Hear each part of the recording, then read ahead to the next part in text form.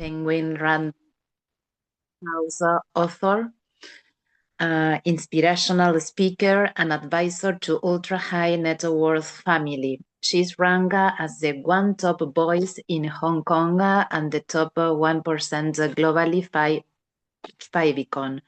Her influence and inspiration are showcased on the Favicon Top 200 Global LinkedIn Creator list, which features the most influential personality from around the world. Since 2005, Sylvia has spearheaded philanthropic initiatives for some of the world's wealthiest families, making a significant impact on countless lives while shining a light on the worst human rights abuses of our time. Her pioneering investigation into the dark underworld of sex trafficking and modern-day slavery for 2 decades, often at risk to her own life, have shattered barriers and charted a course for a new generation of philanthropists and activists. In Hollywood, a producing team was developing a TV series inspired by Sylvia's life and memoir, A Long Road to Justice. She also hosts the digital interview show Inspiring You with Sylvia Yu on LinkedIn, spotlighting remarkable individuals. Additionally, she is a luminary thinker for the Red Box Me Ideas platform, a collaboration with Cartier. An accomplished author, Sylvia has written 5 books and edited a 6th book.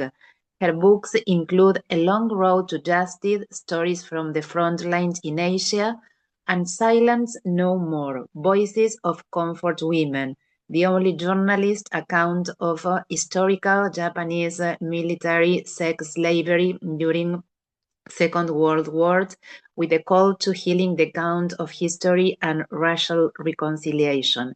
Her last book, Fearless, A Guide to Freedom and Fulfilling Your Fullest Potential, was released in December 2024 by Penguin Random House. Her novel, Butterflies, will be published in January 2066.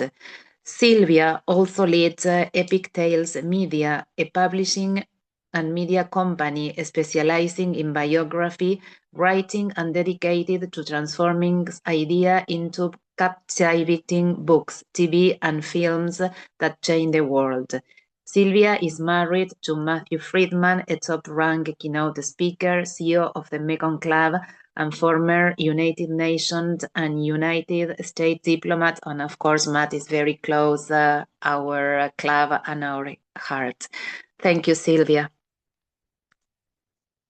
Thank you, Maria. Thank you. Thank you, Maria. And I'm so excited for you. Taiwan is a very lovely place, very down to earth, and similar to Japan. There are some streets and neighborhoods I look at, and it makes me feel like I'm literally in Tokyo or somewhere in Japan.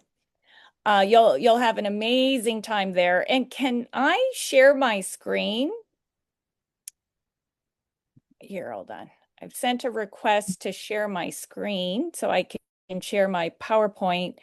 I am jet lagged, and I hope I can get my second wind. It's 8:30 here in Hong Kong. That's the time, Maria, you're going to be joining at 8 p.m. So if I can share the screen, I think someone's giving me. Okay, good. Yeah, you can share your screen now. Okay, good. Okay, sorry, I'm gonna go all the way.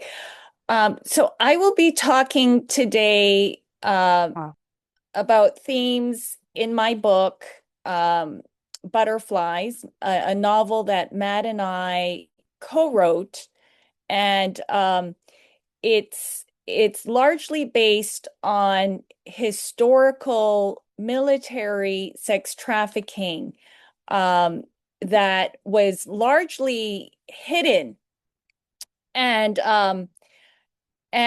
it was nearly forgotten until and I'll share more about how that came to light.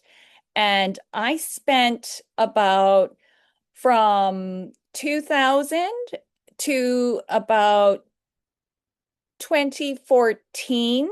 yeah, about 14 years I worked on this book, and it was a really painful process.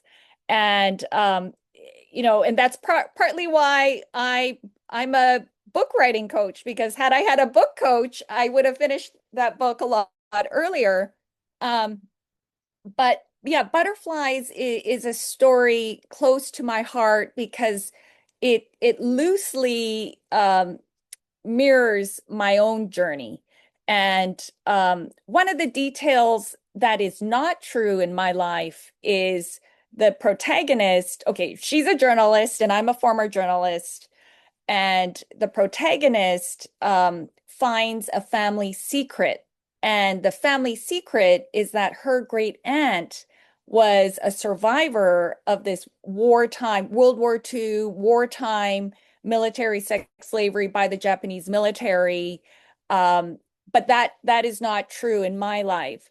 But we, because of the storyline, we just felt that, it was just something that we felt okay, this would go well in the plot. Um, but it was important to us to get the Comfort Women story, this issue out into the public again, and to emphasize that this cycle of sex trafficking never went away. And A Long Road to Justice, the book on the left, is a culmination of 2 decades of me investigating the trafficking underworld, largely because I was in a terrible first marriage and I'm happily married now. But after my divorce in 2007, I was so yeah, I was in a lot of pain. I was searching, I was lost, and hit rock bottom.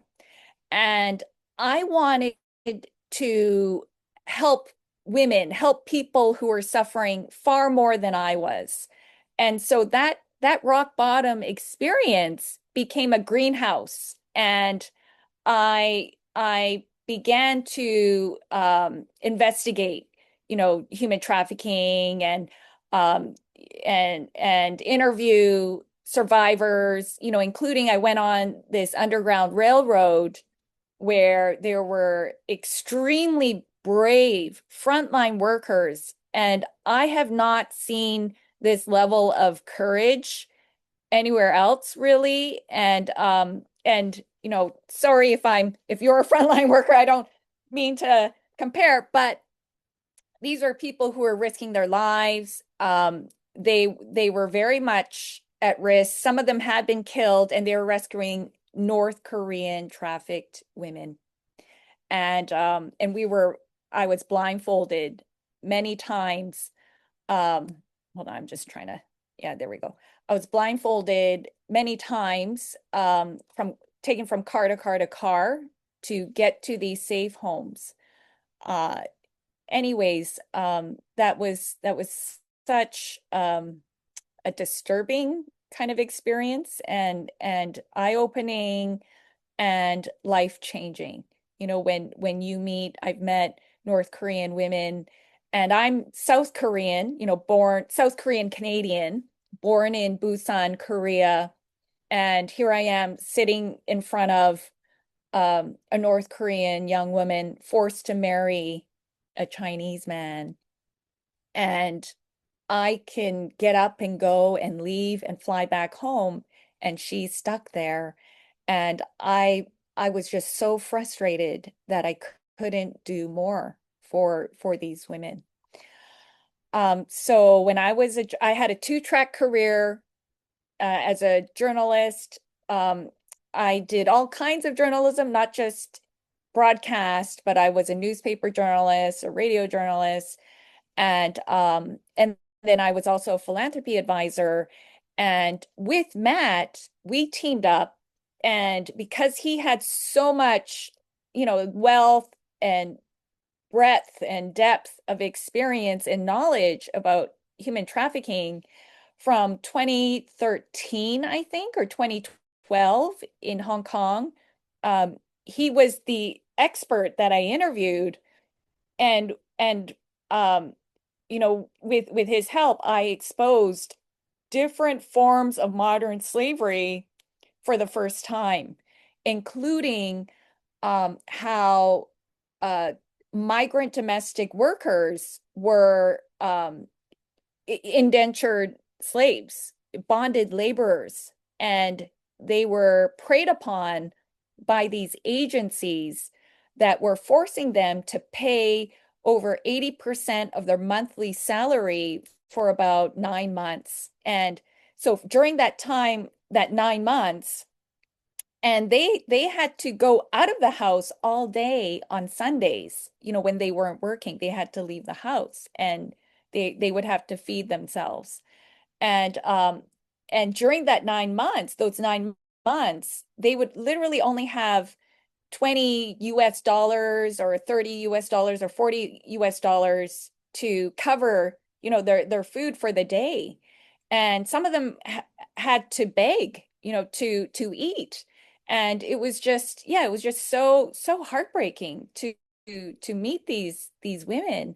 And I uncovered through some good sources that agencies were also sending children, Indonesian children, giving them fake passports. And these predatory agencies were even training these Indonesian children in how to speak more confidently and believably to immigration officials. It was so heinous.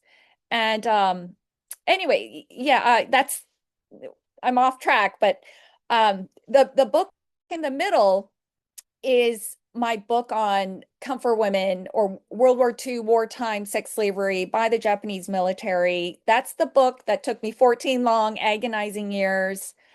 And I wrote it under a pen name initially because there is great, and it was worse before. I think I'm not sure how it is nowadays, but the persecution, the harassment by the right wing on anyone who wrote and raised awareness about World War II crimes against humanity, war crimes by the Japanese imperial military, they would try to harass and into silence.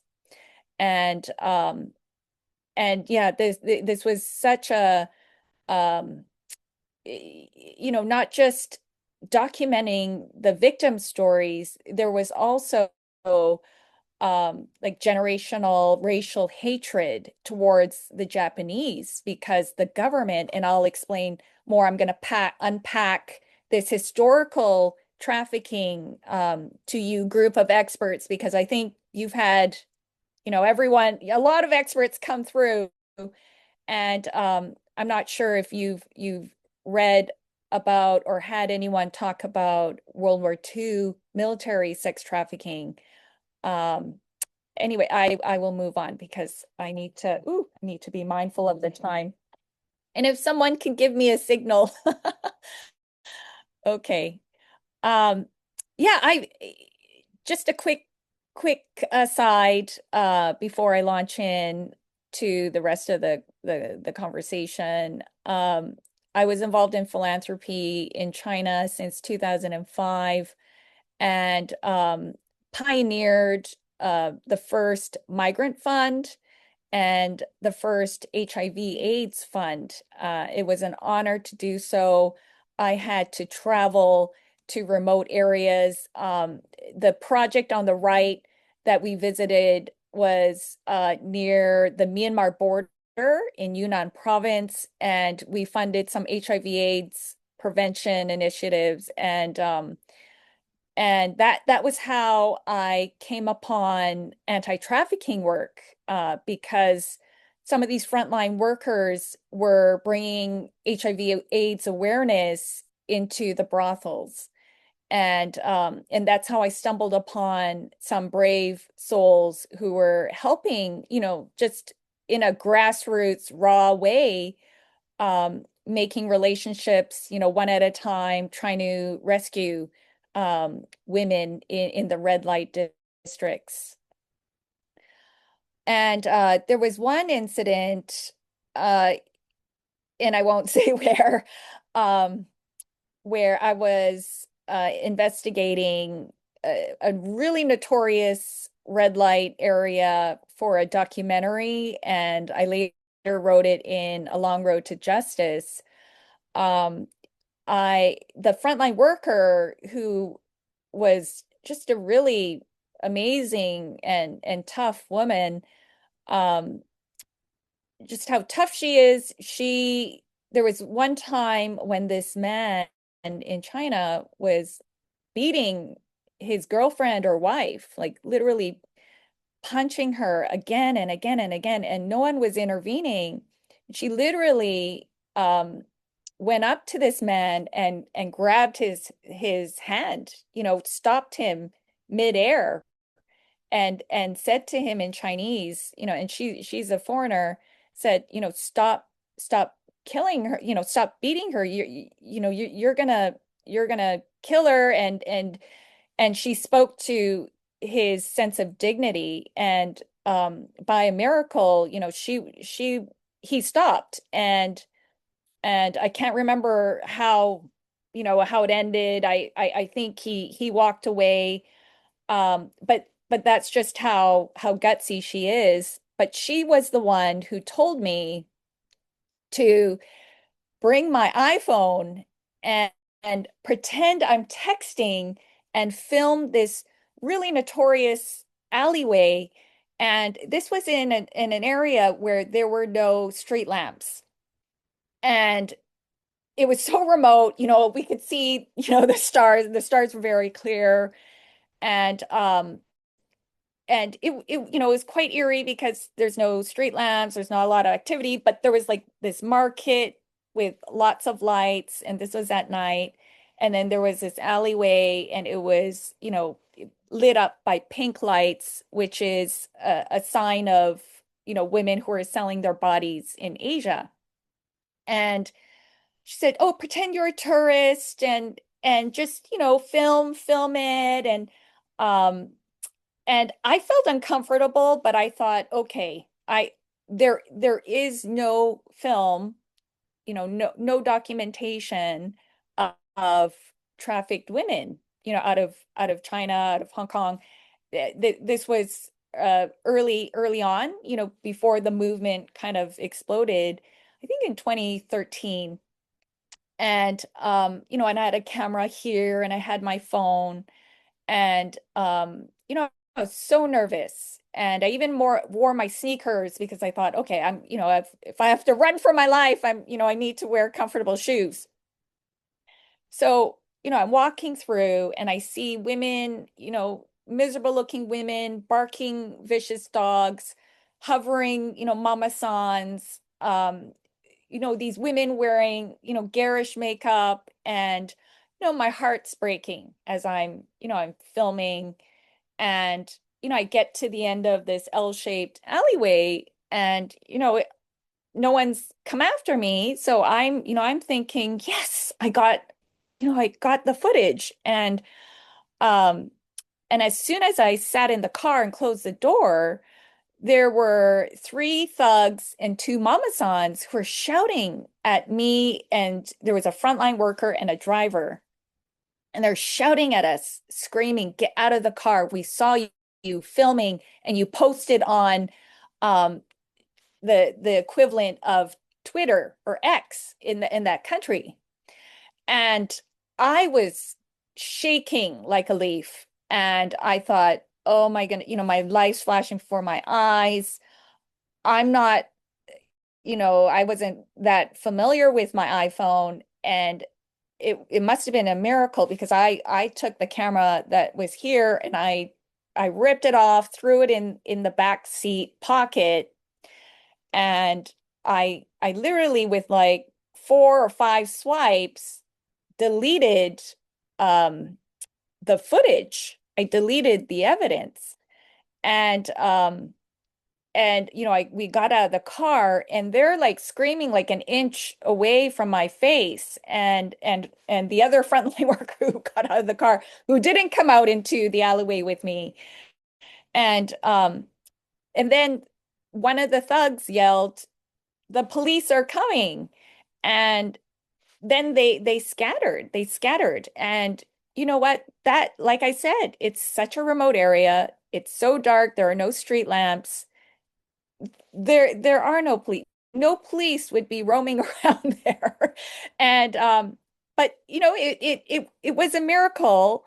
And that the good that came out of that, and I had PTSD, and I probably had a lot of PTSD from interviewing so many historical trafficking survivors, the euphemistically known as comfort women, the World War II Japanese military sex slavery victim survivors. Um, and I remember just, for the first or for the next 3 months, every little creak in my home, I would literally get up in the middle of the night, or, wake up in a cold sweat.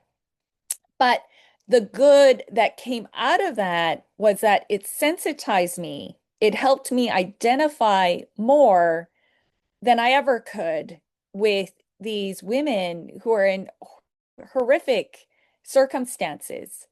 And it led me to want to understand, you know, more about why this was happening. And yeah, it spurred me on. And that's when the idea of, I want to motivate professionals, working people, people who have choices, and to motivate them, to mobilize them to take action, to help those who've had their decision-making powers stolen from them. So I first heard about these Japanese military sex slavery survivors when I was 15, turning 16. This was in the early 90s. And because my mom told me about the story of a survivor, Kim Hak-soon, and I'll show her photo later. And that Kim Hak-soon, she bravely came forward and testified in response to a Japanese government statement where a politician said on camera that there were women who prostituted themselves, sold their bodies willingly on the front lines of war. And he basically painted that, and that basically insinuating that every single woman was a volunteer. And she was not. She was forced into it. She didn't have a choice. And she was so furious that she began to speak out. She held a press conference in 1991. And I remember searching my high school library, and I was in the 11th grade at that time, and I was very fascinated by World War I and World War II history because of the extremes. You have extreme heroism and extreme evil and cowardice, and so on and so forth. And after hearing my mother talk about that, yes, and there were no textbooks either. She couldn't refer to a book because I said, I want to know more.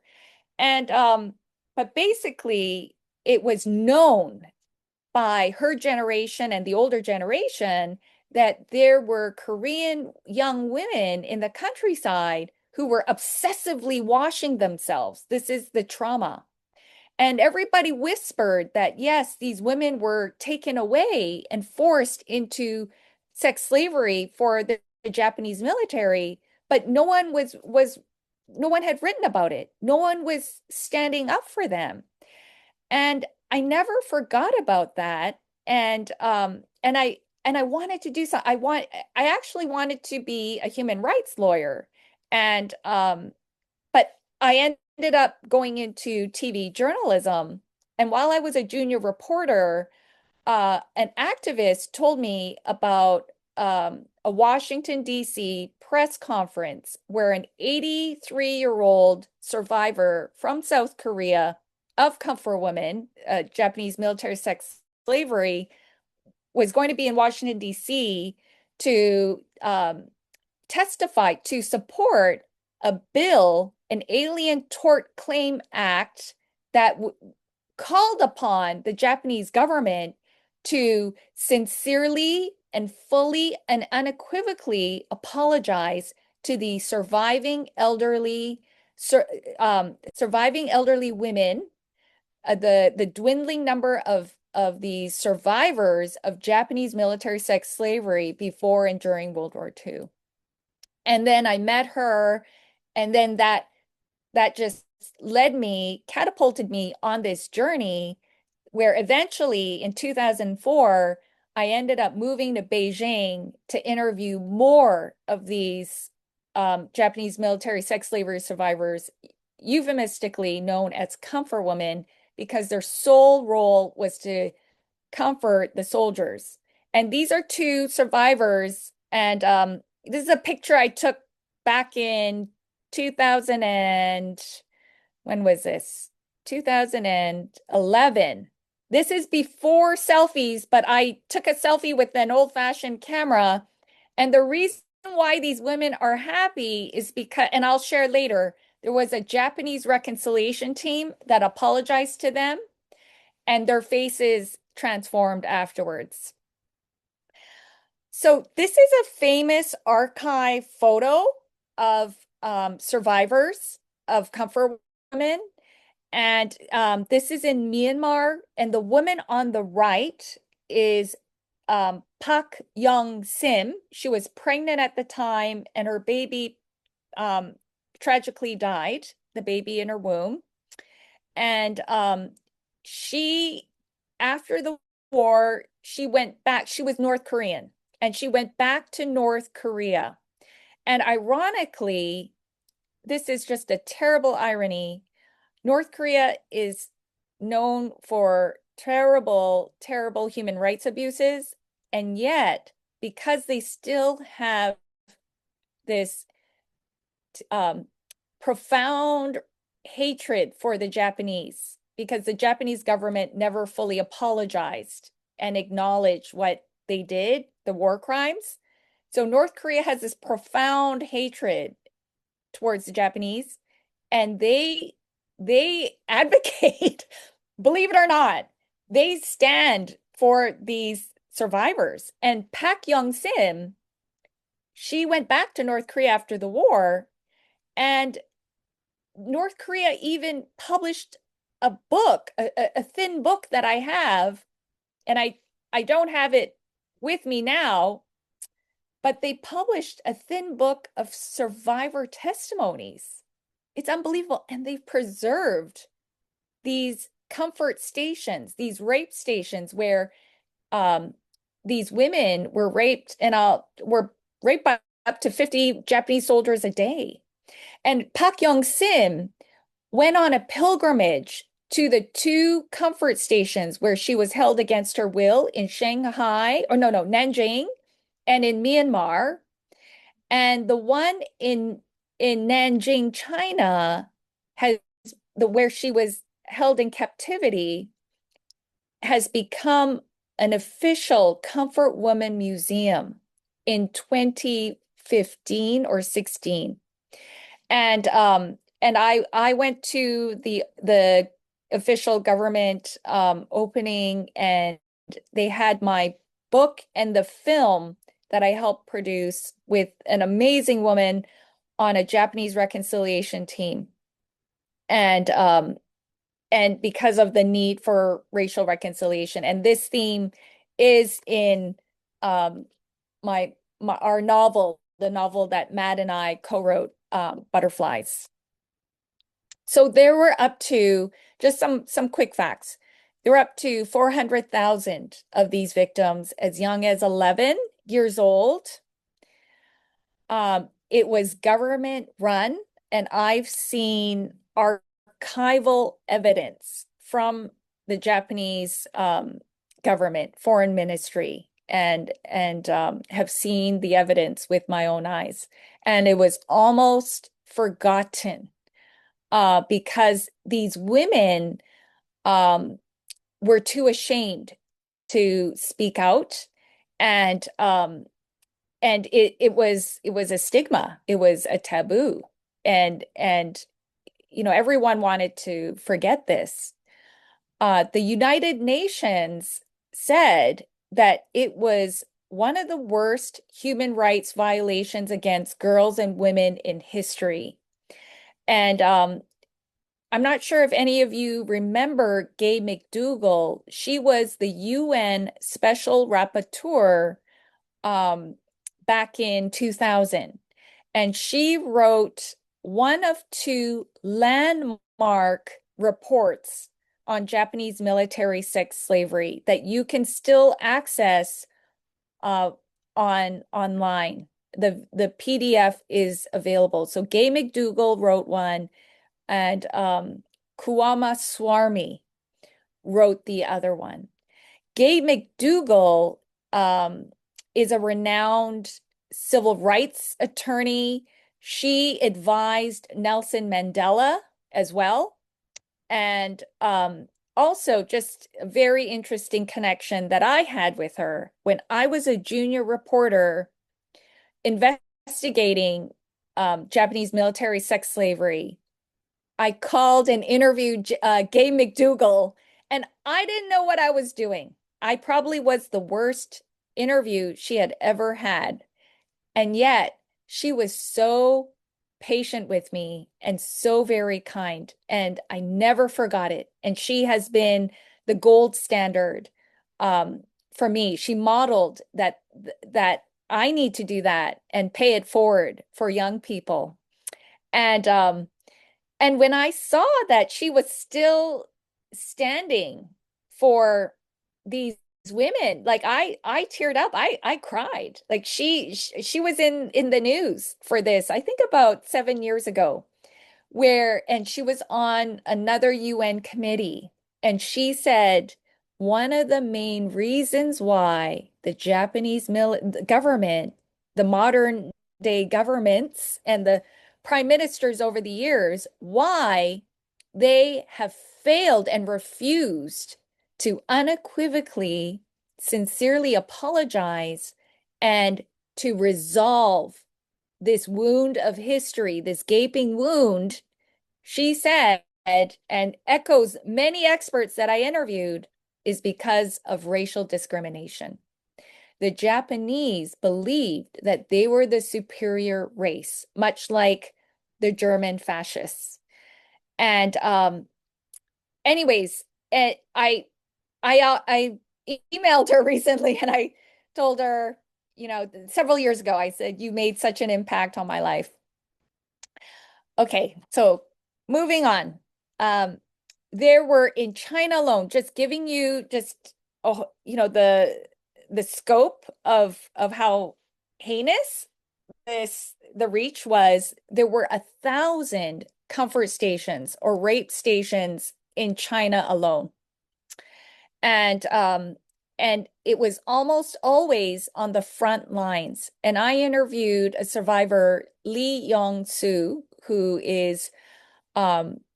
has been one of the leading voices in South Korea and internationally for a sincere apology from the Japanese government. Lee Yong-soo was forced into a comfort station in Taiwan, and when she was there, it got bombed, right? So these women, not only were they just suffering like that, with repeated rapes, they were also dealing with trauma and enemy gunfire, bombing, and all that. Excuse Kim Sun-duk was the one who testified in DC, and she silently suffered, telling no one, and waited until her partner passed away before publicly testifying. And she had a lot of extreme physical impact on her health, including, these women were not just trafficked, they were sterilized with something called 606 to prevent pregnancies on the front lines. And another piece of evidence of how the government was involved was the massive distribution of condoms that you could not that get that kind of mass order without government intervention. And but the silver lining, the hopeful part in Kim Soon-duk's story is that she found meaning in traveling to different places and testifying, and she also found healing in art therapy. So sharing about her experiences and the activism in the latter part of her life brought so much healing. And I touched on the fact that there is generational pain and distrust in all the affected countries by the Japanese war in the Asia Pacific. Japan largely took over APAC, and this is a photo of a demonstration that turned violent, actually, and the Chinese started overturning cars, setting things on fire, breaking the windows of Japanese restaurants. And I gave this presentation to a Rotary in Macon, Georgia, and both African Americans and Caucasians came up to me afterwards and said, "You just told us a parable of race relations in America." And they were so shocked that Chinese and Koreans, like, for instance, some Korean older people, men, would chop off their fingers because every time the Japanese government approved these historical textbooks that minimized this chapter of history to one or two paragraphs, it would really touch a very sensitive nerve in the people. And to this day, it's mind-boggling that this issue of historical sex trafficking is at the center of foreign relations between China, Korea, and Japan. And it's a block. It's a blockage because they have talked for decades about forming an EU-like bloc to have no passports and travel freely. But there is no trust. No one trusts Japan. And someone, a scholar, put it bluntly and said, Japan has no friends. So what is needed? We need the Japanese government to own up and to sincerely apologize. It's more than 70 years since the end of 1945, the end of World War II. But some brave and outstanding Japanese citizens with moral courage have taken it upon themselves. They're not related to any soldiers. And I've interviewed Japanese soldiers, including one who raped women on the front lines. And these Japanese people paid their own way, and they apologized to groups of survivors and their families and said, "We're sorry. We're sorry for what the Japanese soldiers did to you, and we hope that you will be released from hatred and bitterness." And this is Ren, the one in the light blue shirt. Her father was killed by the Japanese and tortured in the worst way, and she was also trafficked, and later was rescued. And she was so touched by the apology that she looked lighter. And this Japanese team used the arts. They had a large poem saying we're sorry, let the river of forgiveness and healing flow in China and in Asia. And there were, you know, regular people walking by who would read it and they would break down and weep because this issue is a generational issue and it touches people because just about everyone has a grandparent or a relative who were affected by the war. And so, that's the power of forgiveness. And I usually have more time. I wasn't planning on playing this clip, but it's just so powerful to see the weeping.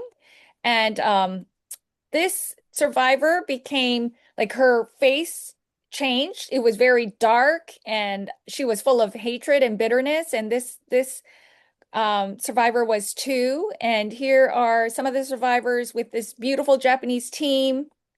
And then, and then I began to see that the cycle never went away.